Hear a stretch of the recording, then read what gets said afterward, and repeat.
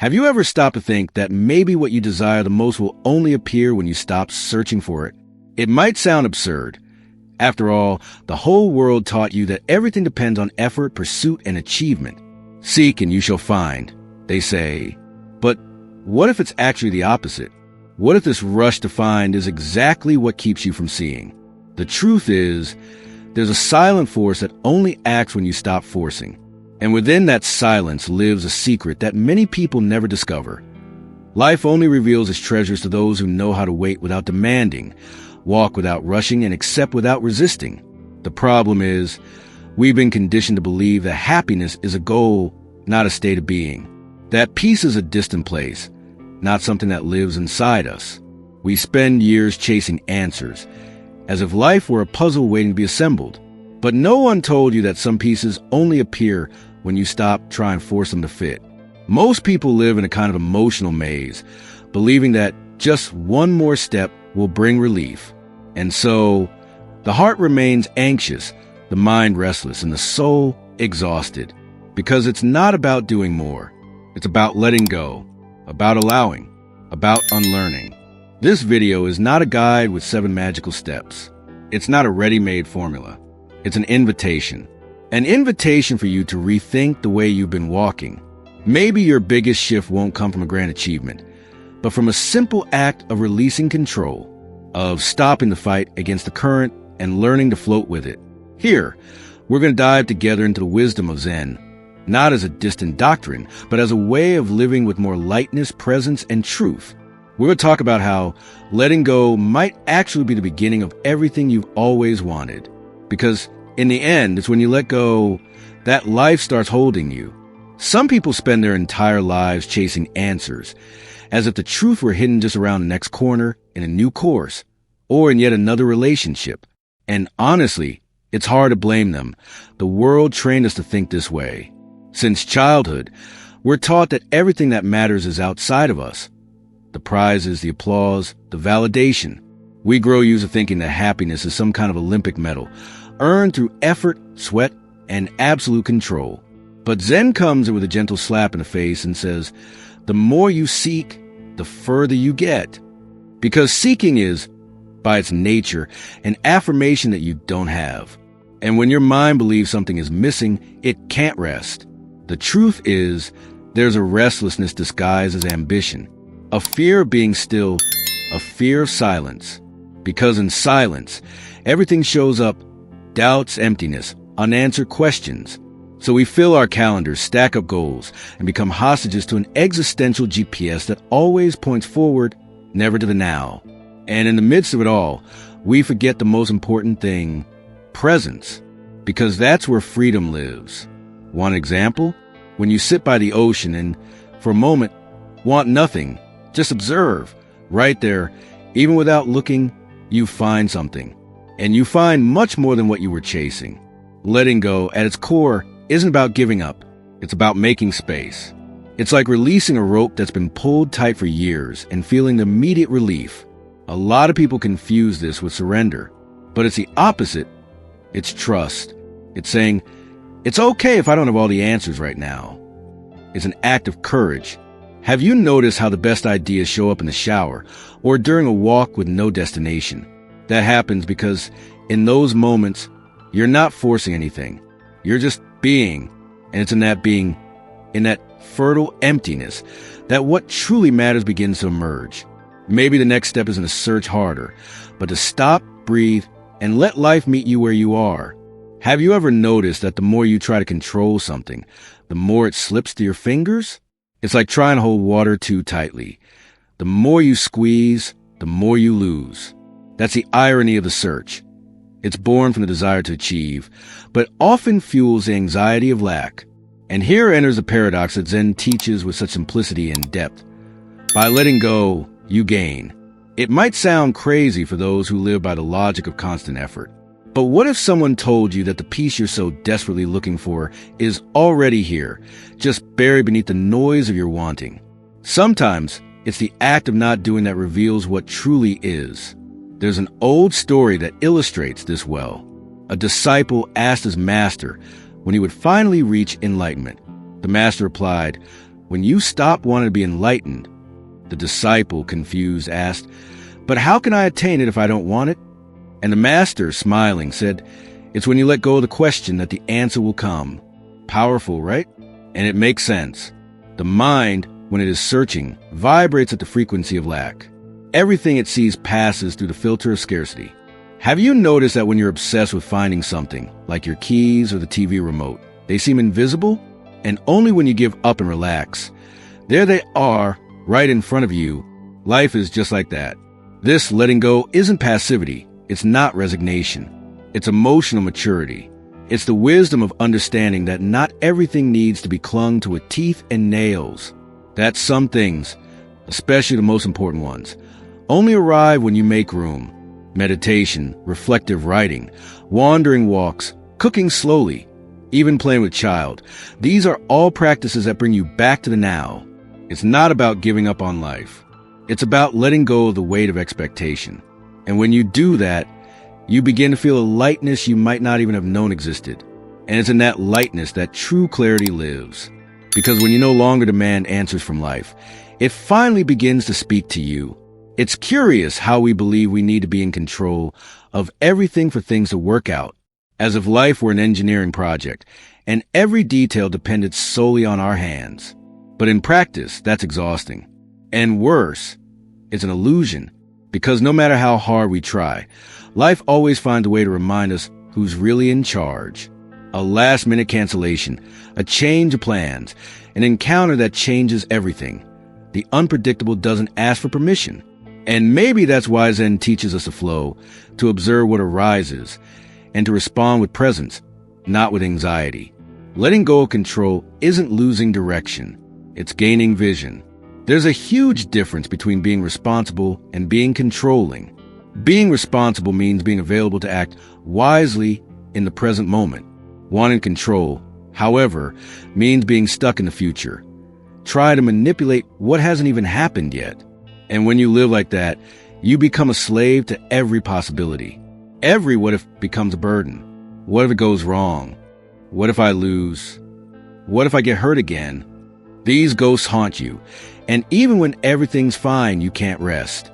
It's like sleeping with one eye open. Now imagine living with the confidence that no matter what happens, you'll know how to handle it. That's freedom. That's maturity. And it doesn't come from rigidity, but from surrender.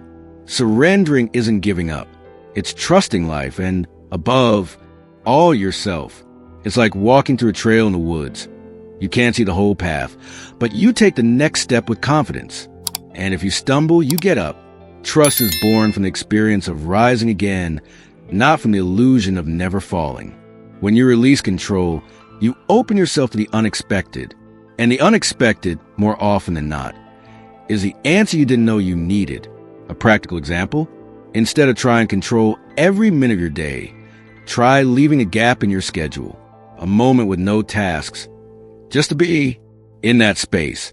Sometimes the best conversations arise, the best ideas, the best encounters, because life loves space. And where there is space, there is flow. There's a silent trap that imprisons many people without them realizing it. The constant search for meaning, the idea that if I could just understand everything, then I could finally relax.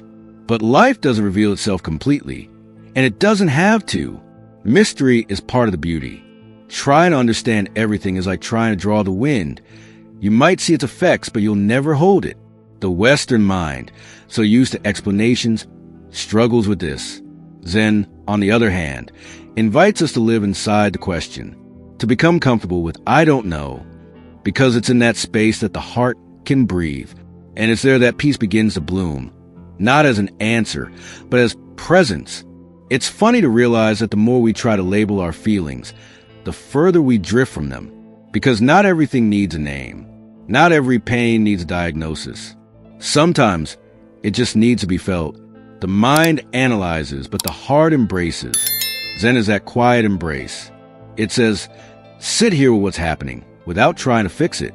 And that's not weakness. It's emotional strength.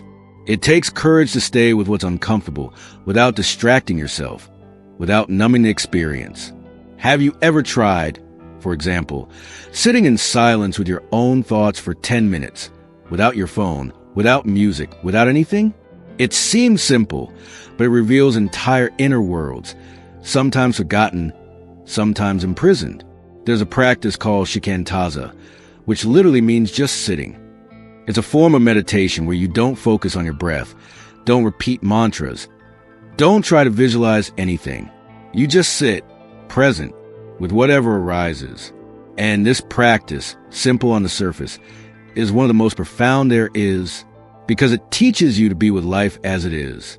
No filter, no editing, no desire to escape. And in daily life, that becomes a superpower. When someone criticizes you, for example, instead of reacting immediately, you observe. When discomfort arises, instead of rushing to social media, you breathe. That's presence. And presence is not the end of pain. It's the beginning of freedom. There are days when the heart feels heavy, even without a clear reason. You wake up, the sky is blue, your routine is in order, but something inside feels out of place. And then begins a search for an explanation, a distraction, something to ease that discomfort. But maybe that's exactly where the mistake lies, in thinking everything needs to be solved immediately, decoded, interpreted. Zen teaches that not every cloud needs wind to go away. Some dissolve on their own when we stop trying to blow them away. The problem is, we've been trained to run at the first sign of discomfort. But what if the discomfort is just a messenger, not an enemy? How many times have you tried to fill a void by buying something, eating too much, binge-watching shows, seeking validation on social media? And even after all that, the feeling persisted, now accompanied by guilt or fatigue. The void isn't the problem. The problem is the fear of facing it. Most people live trying to escape from themselves, as if inside there were a bottomless pit. But inside there's a door. And only when you stop and look does it reveal itself. It's uncomfortable at first, yes, but it's there that you'll find parts of yourself that have been forgotten. It's not about fixing yourself, but about allowing yourself to be with yourself without the rush to change anything. A helpful practice is to turn those moments of discomfort into rituals of presence. Feeling anxious? Instead of grabbing your phone, how about writing? Pour onto paper what no longer fits inside.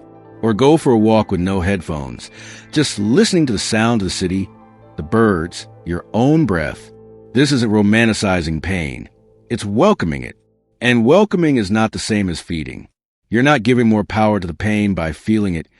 You're simply acknowledging its existence.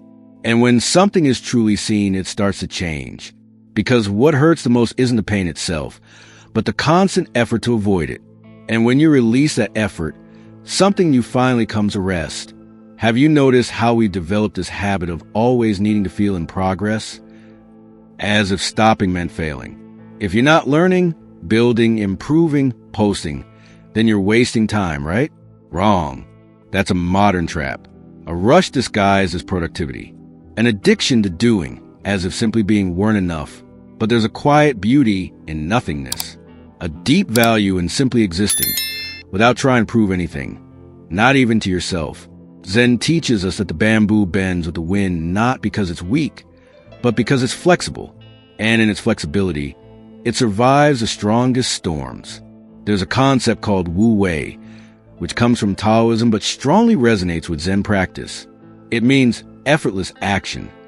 It's not laziness, it's alignment. It's like rowing with the river, not against it. Have you noticed how some days everything flows easily, things happen effortlessly without you having to push, and others where you struggle and nothing seems to work?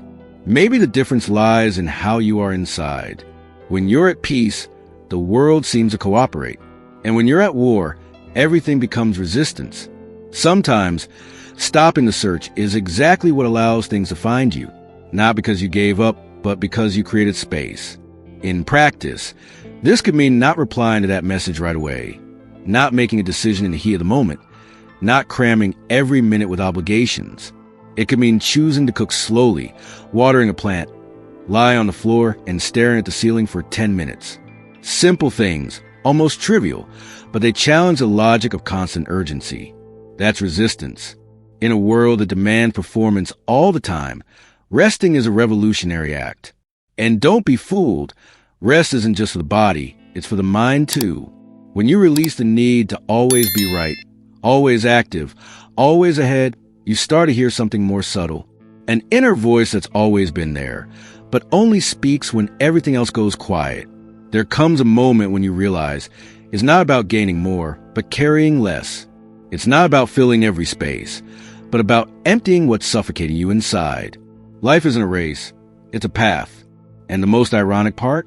What you've been desperately seeking, peace meaning lightness, was there all along, waiting for you to be still, like a muddy puddle that clears on its own when left undisturbed. Zen doesn't ask us to abandon our dreams, but to stop trying to control the path to them, because control suffocates, and presence sets us free. It's in that contrast that true transformation begins, when you give yourself the chance. To stop, it's not the world that changes, it's your perception. Things you used to overlook start to take on new meaning. A warm cup of coffee, a light-hearted conversation, a sunset viewed from the window. Everything deepens when you're not distracted by looking for something else. The constant pursuit steals your ability to see what's already here. And that's where many people get lost, thinking they'll be happy once they arrive somewhere, not realizing that happiness is precisely the ability to be fully present where you are. It's a state of loving attention, of acceptance, of non-resistance. And in that state, life unfolds with more grace. Letting go, then, becomes a daily choice, a commitment to lightness. It's letting go of the need to be understood, the urge to be right, the rush to fix everything. It's trusting that life has its own rhythm, and that when you dance with it instead of fighting it, things align in ways no strategy could ever predict. Want a simple exercise to start? Choose one thing to release today. It could be a repetitive thought, an old guilt, a plan that no longer makes sense. Write it down, tear it up, let it go, breathe, and watch what happens when you stop carrying what no longer belongs to you. Maybe for the first time, you'll see that there's no need to search so much, because deep down, you've already arrived.